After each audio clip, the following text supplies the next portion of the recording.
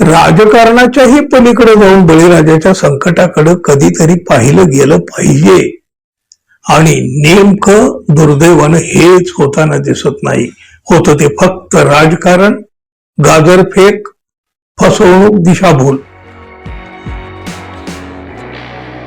मित्र हो, मुख्यमंत्री देवेंद्र फडणवीस यांनी राज्याचा अर्थसंकल्प सादर केला आणि अपेक्षेप्रमाणे सत्ताधाऱ्यांनी या अर्थसंकल्पाचं अगदी तोंड भरून कौतुक केलं आणि विरोधकांनी अर्थसंकल्पावर सडकून टीका केली.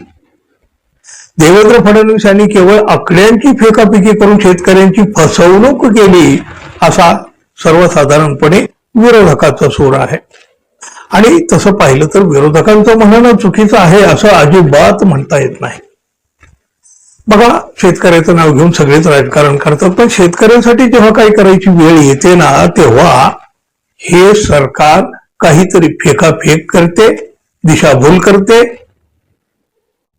शेतकऱ्यांचा 7-12 उतारा कोरा करण्याचं आश्वासन देऊन सत्तेत आलेलं हे महायुती सरकार अजूनही 7-12 उतारा कोरा करू शकलेलं नाही. निरर्थक कर्जमाफीची घोषणा करून आपण शेतकऱ्यासाठी खूप काही केलेलं आहे असं दाखवण्याचा एक निरर्थक प्रयत्न सरकारने आता पुन्हा एकदा या अर्थसंकल्पात केला. अर्थसंकल्प मांडत असताना देवेंद्र फडणवीस यांनी जी शेतकरी कर्जमाफी जाहीर केली ना, ती तकलादू आहे, महाराष्ट्रातील शेतकऱ्याचा विश्वासघात करणारी आहे. या कर्जमाफीला शेतकऱ्याच्या दृष्टीनं काहीही अर्थ राहिलेला नाही असं सांगत शेतकरी संघटनेचे नेते राजू शेट्टी यांनी या अर्थसंकल्पामागं लपविलेली, दडविलेली एक फसवणूक उघडी केली आहे. विधिमंडळामध्ये राज्याचा अर्थसंकल्प सादर करताना मुख्यमंत्री देवेंद्र फडणवीस यांनी शेतकऱ्यांसाठी अत्यंत महत्वाकांक्षी अशा कर्जमाफीची घोषणा केली. 30 सप्टेंबर 2025 पर्यंत पीक कर्ज थकीत असणाऱ्या शेतकऱ्यांना या योजनेचा थेट लाभ मिळणार असून या योजनेचं नामकरण पुण्यश्लोक अहिल्यादेवी होळकर शेतकरी कर्जमाफी योजना असं करण्यात आलं. ज्या शेतकऱ्याचं पीक कर्ज 30 सप्टेंबर 25 रोजी थकीत होतं अशा पात्र शेतकऱ्यांचे 2 लाख रुपयापर्यंतचे कर्ज पूर्णपणे माफ करण्यात येणार आहे. जे शेतकरी आपल्या कर्जाचे हप्ते वेळेवर आणि नियमितपणे भरत आहेत अशा प्रामाणिक कर्जदार शेतकऱ्यांना प्रोत्साहन म्हणून 50,000 रुपयाचं अनुदानही देण्यात येणार आहे. हे सगळं ऐकायला बरं वाटत असले तरी वास्तव मात्र खूप वेगळं आहे आणि तेच नेमकं राजू शेट्टी यांनी दाखवलेलं आहे. राज्यातील बहुसंख्य शेतकऱ्याचं कर्ज साधारणपणे 2.5 ते 3 लाख रुपयापेक्षा जास्त आहे. व्याजासकट आतापर्यंत 3.5 लाखाच्या पुढे सुद्धा गेलेला आहे.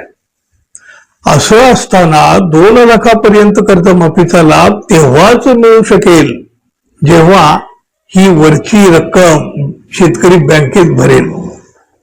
परंतु ऑक्टोबर महिन्यामध्ये अतिवृष्टीमुळे आणि शेतीमालाचे भाव पडल्यामुळे शेतकरी आधीच अडचणीत आलेला आहे.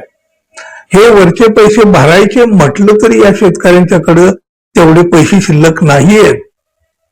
तेव्हा अशा परिस्थितीमध्ये हे शेतकरी पैसे कसे काय भरणार? आणि हीच विचारणा राजू शेट्टी यांनी केलेली आहे.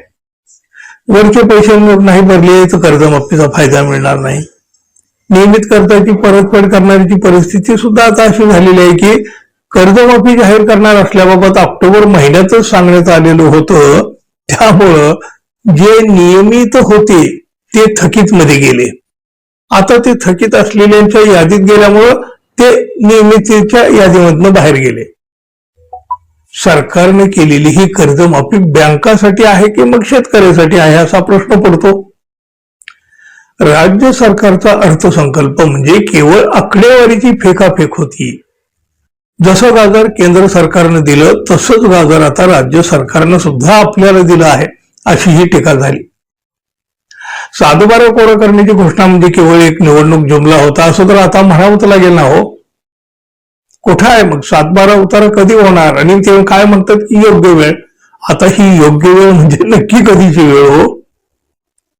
पात्र शेतकऱ्यांना या कर्जमाफीचा लाभ दिला जाणार आहे, पण ह्या पात्र शब्दामध्येच अनेक शेतकरी कर्जमाफीपासून वंचित राहू शकतात. त्यामुळं ही कर्जमाफी म्हणजे शेतकऱ्यांची दिशाभूल असल्याचं म्हटलं जाऊ लागलं आहे. बघा, राजकारणाच्या पातळीवर राजकारण होईल, पण राजकारणासाठी होत असलेली शेतकऱ्यांची दिशाभूल कधीतरी थांबायला पाहिजे. राजकारणाच्याही पलीकडे जाऊन बळीराजाच्या संकटाकडे कधीतरी पाहिलं गेलं पाहिजे. आणि नेमकं दुर्दैवानं हेच होताना दिसत नाही. होतं ते फक्त राजकारण, गाजरफेक, फसवणूक, दिशाभूल.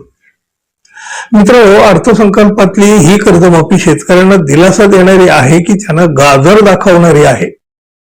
तुम्ही काय म्हणाल मित्रांनो, जरूर सांगा. धन्यवाद. पुन्हा भेटू. नमस्कार.